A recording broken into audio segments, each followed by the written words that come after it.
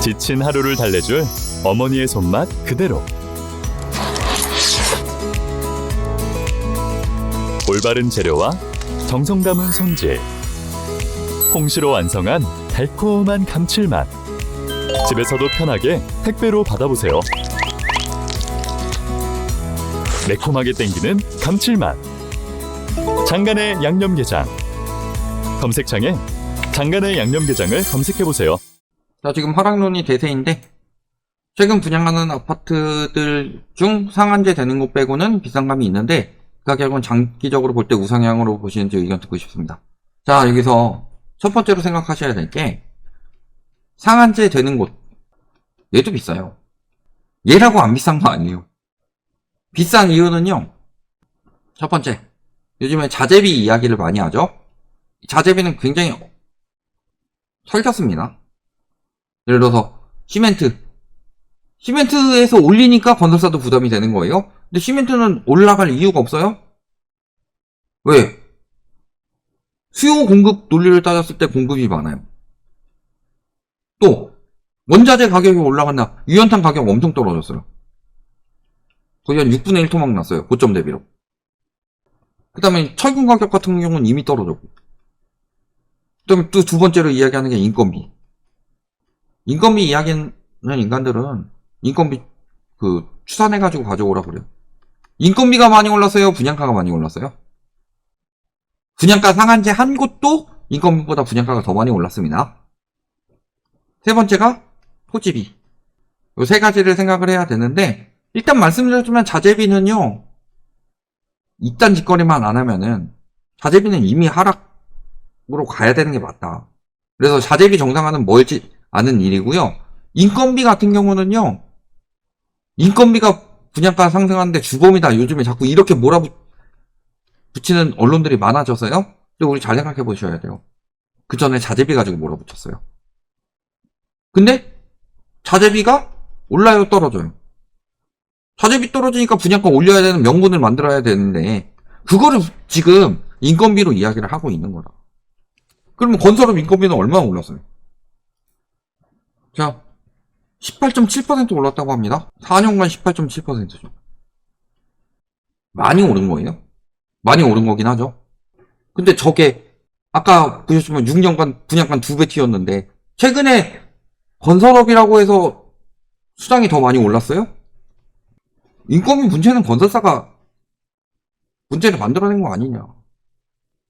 인건비가 왜 올랐을까요? 자, 여기 공급 물량이 보이죠? 자, 여기 보시면은 글로벌 금융위기 터진 이후 공급이 감소됐다가 이때 문재인 정부 때 공급이 엄청나게 늘었죠. 공급이 왜 늘었을까요? 집값이 올라가니까. 분양시장에 많이 들어오고 분양시장에 유입이 많이 되니까 짓고 많이 지으니까 당연히 건설 수요가 늘어나고 수요가 늘어나니까 그랬던 거죠. 그럼 지금 수요 빠졌으면은 그 인건비를 주고 쓰는 게 맞아요? 지금 저만큼 올라갔다고 하더라도 물가 대비로 생각해 보면은 그렇게 많이 오른 것도 아니고 사실 무슨 일용직 노동자가 많이 오른 게 아니라 노조나 이런 거 해가지고 많이 받아먹는 그런 업종이 따로 있잖아요. 특히 크레인 같은 경우는 또 워낙 또 희소하고 삔또 상해가지고 안 해버리면은 공기에 차질 생기니까 그런 사람들 얹어주고 이런 데서 많이 오는 거지. 그럼 인건비를 잡으려면 뭘 잡아야 돼요? 첫 번째는 인건비 상승의 주가 되는 건설 노조 쪽. 그 다음에 두 번째로 생각해야 될 게 또 운임이 오르는 것 중에 하나가 인건비가 오르는 것 중에 하나가 예를 들어서요. 자재 운송. 그러니까 기름값이 올라가면 당연히 이런 인건비가 올라가겠죠? 근데 강남 같은 경우는 어때요? 예를 들어 평택에 한 4번 나를 때 강남은 1번 나른다. 차가 막히니까. 이런 것들 영향이 있는데 저 인건비 많이 올라봤자 4년간 18% 저기서 22년, 23년 올라갔다고 하더라도 22년, 23년 실제 임금 많이 올랐어요? 그래봤자 한 20% 정도 올랐다는 소린데 여러 가지 다 합쳐도 분양가가 2배 튀었는데 인건비 20-30% 오른 거 가지고 저거 가지고 징징대면 말이 안 되지. 그러니까 아까 이야기했듯이 인건비 비중이 늘어난 이유 뭔지 아세요? 오히려 토지비는 멈췄고 자재비는 떨어지는데 인건비는 유지하니까 비중은 올라갔겠지.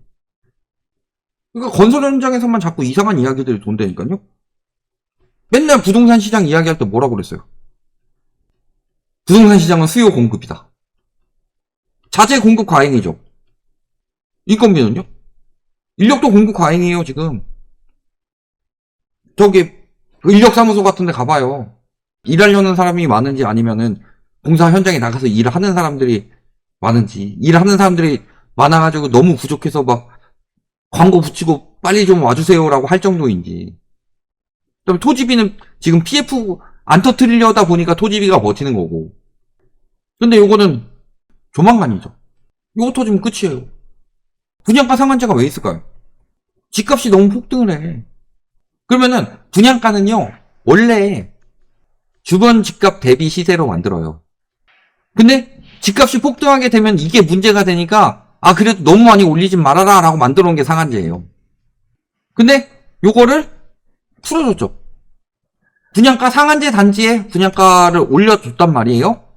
예를 들어서 문재인 정부 때 둔촌주공 분양 이야기 나올 때, 그 다음에 윤석열 정부 때 둔촌주공 분양을 했죠.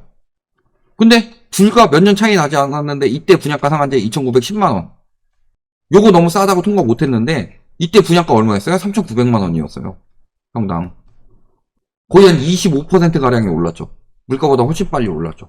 분양가 상한제도 이렇게 올려준다니까요. 그러니까 분양가 상한제도 비싸고. 그럼 장기적으로 볼 때 우리가 우상향이냐 판단을 해야 할 때 제일 먼저 봐야 될 게 뭐다? 장기적 우상향이란 말은요, 이 말을 많이 쓰잖아요. 저는 이 말을 부정한 적이 단 한 번도 없다고 그랬습니다. 장기적 우상향이 뜻하는 바는 화폐 가치 하락이다. 화폐 가치 하락을 두 글자로 물가라고 하죠. 실물 가치 상승. 실물 자산의 경우, 실물 자산이라고 하지만 실질적으로 인플레이션 해지 자산을 봐야 돼요. 이런 것들은 물가 영향을 많이 받는 거고, 그 다음에 자산, 그냥 자산의 경우는 물가보다 우리가 더 많이 봐야 되는 게 소득이다. 특히 집 같은 거, 분양가 같은 거. 분양가 계속 올라간다고 해봅시다. 지금도 분양 못 받죠. 너무 비싸서. 분양가를 2배로 올렸는데. 인건비 18% 거기서 22년, 23년 더 올랐다고 해서 많이 쳐도 40% 올랐죠. 자재비는 오히려 철근 떨어지고. 시멘트야 억가에서 올리고 있긴 한데 시멘트도 막 한 2~3배 올렸어요? 근데 분양가는 2배 올렸잖아요. 소득 대비 공급이 안 되죠. 토지 가격도 올려놨고, 토지 가격 올린 주범은 아파트 갭투기꾼들이고. 그러면은 이만큼 올랐냐? 아까도 보셨지만 서울 아파트 평당 분양가가 6년 사이에 2018년에서 2024년 6년 반 정도, 6년 5개월 만에 분양가가 2배가 됐죠? 근데 자, 아까 2018년부터 봤죠? 근데 저는 이거 2014년부터 물가 상승률을 뽑아본 겁니다. 얼마나 올랐어요, 물가? 18% 올랐어요. GDP 성장률? 2014년 아닙니다. 24년이죠? 19% 올랐고요. 소득 많이 올라요. 30% 올랐다. 분양가 저렇게 올라간 게 과연 원자재비 상승, 인건비 상승 때문일까요? 장기적 우상향이 되는 건요, 저런 것들에 맞춰서 가기 때문에 장기적 우상향이 되는 거고, 결국에는 장기적 우상향이 이렇게 된다면은 현재 집값이든 분양가든 다 어떻게 된 상황이에요? 과잉 유동성으로 오버가 된 상황이다. 그러면은 장기적 우상향이 되겠죠. 그래도 돼요. 분양가 같은 경우 장기적 우상향 됩니다. 요 끝으로 언젠간 얘보다 높아질 거예요. 한 100년쯤 보면 될까요? 이 가격이 정상 가격으로 장기적 우상향이 된다면은 지금 사놓고 한 100년 정도 기다리면요, 분양가보다 가치가 상승할 겁니다. 그러니까 우리는 지금부터 그걸 또 누려야 되잖아요. 한 20, 30년 더 누린다고 생각하고 120, 30살만 더 살면 됩니다. 자, 여기까지 생각해 보시면 어때요? 정상화 후 상승이 돼야 되겠죠. 내가 수명이 한 200년 되지 않는 이상, 수명이 한 200년 되는데 지금 그래도 청년이나 한 중년쯤 됐다. 나이 많이 먹어도 한 장년쯤 됐다. 그리고 내 수명이 200살이 될 정도로 술, 담배, 커피, 자극적인 음식 막 이런 거 안 먹고 맨날 선식하고 몸 관리 엄청 하고 거기에 이제 원체 수명이 긴 집안에서 태어나가지고 다들 한 100살씩 사셔가지고 하고 공기 좋은 장수마을에 살고 그럴 자신 없으시면은 장기적 우상향 된다고 분양받는 게 제일 멍청한 짓이다. 이렇게 보시면 되겠습니다.